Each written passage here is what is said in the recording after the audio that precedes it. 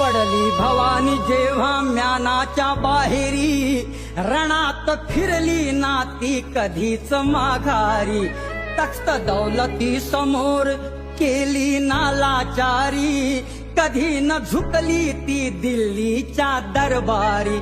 तमाम बादशाहीचा ताज तिने ठोकरला, मराठ मोळ्याचा वेश तिने पांघरला. धर्मरक्षणासी सदा सहज भवानी झाली, जुलूम करत्याच्या रक्ताने ती न्हाली. महाराष्ट्रावर प्रेमा